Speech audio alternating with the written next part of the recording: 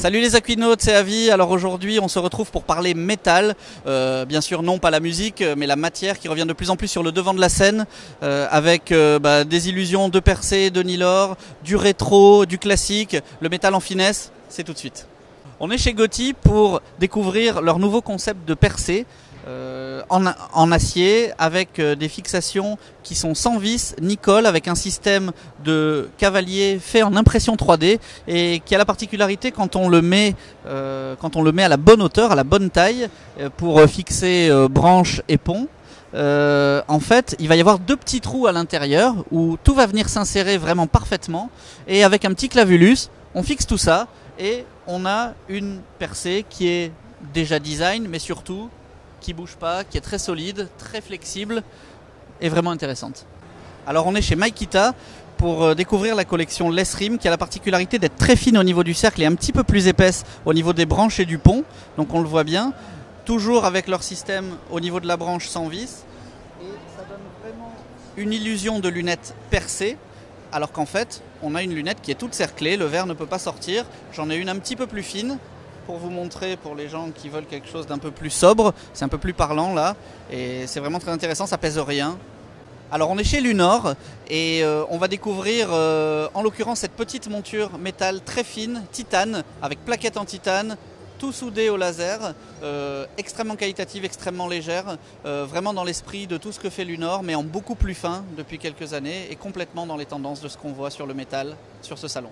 On est chez Lindberg pour justement découvrir ces petites lunettes. Alors un concept qu'ils font depuis des années, mais bien sûr avec un nouveau design, métal très fine, en titane, plaquettes en silicone, manchons en silicone, des couleurs assez innovantes, irisées en fonction de l'inclinaison de la lumière. Et il existe même des versions enfants qui sont vraiment super intéressantes pour les petits. À voir. Chez Charmant, les percées n'ont jamais vraiment été abandonnées, donc là on a une petite percée technique ultra facile à porter. La particularité, c'est que leurs ponts, les petits ergots ne sont pas soudés, mais la pièce est fabriquée en une seule pièce. On a ce petit tenon déporté qui est plutôt mignon et qui change de la percée classique, même si ça reste très épuré. On a une petite originalité qui amène un petit look un peu différenciant.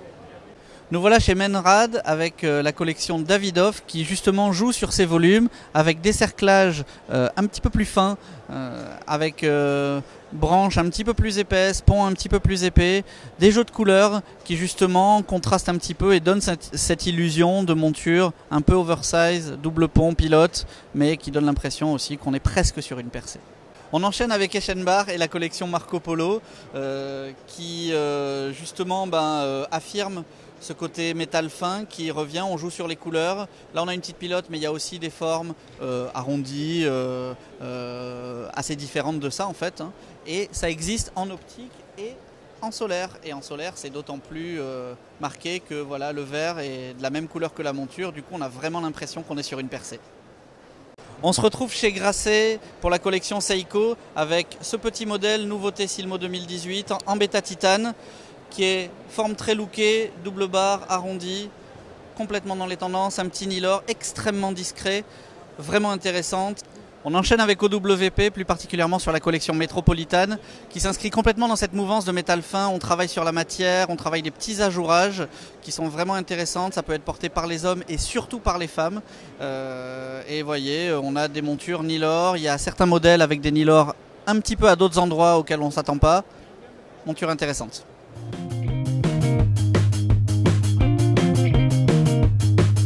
Comme vous le savez, notre secteur va être soumis à de nombreux bouleversements. L'avenir de l'optique va être tourné vers la santé visuelle. Parmi les axes de différenciation pour les opticiens, la réfraction. Essilor présente sur le salon son nouveau réfracteur Visionnaire 800. Rencontre avec Pascal Voilemain, responsable marketing instrument chez Essilor. Bonjour Pascal, après la SFO en mai dernier, pourquoi présentez-vous aux opticiens le Visionnaire 800 ? Bonjour Sébastien. Visionnaire 800 permet à l'opticien de se positionner en véritable acteur de santé visuelle et de valoriser son savoir-faire et son expertise. Mais surtout, ça lui permet également de proposer une expérience beaucoup plus confortable à son consommateur et donc d'augmenter la satisfaction client. Mais concrètement, qu'est-ce que va apporter Visionnaire de plus en termes de caractéristiques techniques par rapport à un réfracteur classique ? L'examen visuel traditionnel est assez déroutant pour le consommateur. On le connaît tous par cœur, même si je le dis avec le sourire. Est-ce que vous préférez la position 1, la position 2 ou c'est pareil? Le consommateur, il ne sait pas trop quoi répondre. En plus, on le met dans le flou, donc c'est assez compliqué pour lui. Grâce à Visionnaire et sa lentille focale variable, on a premièrement une réfraction qui est beaucoup plus précise et beaucoup plus directe. La réfraction, grâce aux algorithmes, est facilitée pour le praticien. Donc, le tout permet une expérience beaucoup plus confortable pour le consommateur, puisque l'examen est beaucoup plus fluide, beaucoup plus direct, beaucoup plus confortable. Deux exemples, les champs de vision à travers Visionnaire sont beaucoup plus larges, donc on se rapproche beaucoup plus des conditions naturelles. Et deuxièmement, à la fin, on fait une comparaison en lui proposant des images immersives de la vie réelle. Donc, une meilleure satisfaction client. Un client plus heureux, c'est un opticien qui est plus heureux également.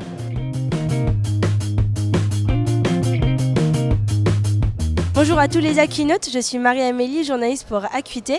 Nous retrouvons aujourd'hui à l'ouverture de cette édition 2018 du Silmo, aux côtés de Gilles Maurice de Quantmétrie, qui va nous parler du développement de l'intelligence artificielle et de son impact sur le métier d'opticien. Alors Gilles Maurice, bonjour.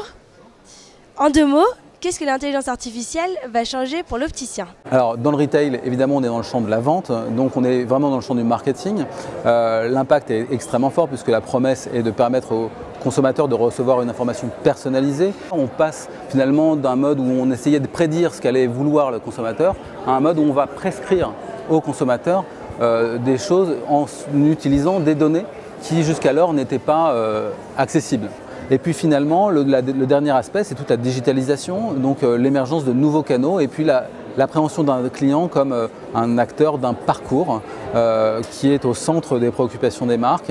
Et c'est pour ça que les marques globalement, de retail en tout cas, sont assez matures dans les problématiques d'intelligence artificielle parce que les besoins et les promesses sont déjà là aujourd'hui. Donc l'opticien ne sera pas remplacé par des robots? Non, nécessairement non. Très bien. Écoutez, merci beaucoup et retrouvez-nous, retrouvez l'interview sur Acuité TV.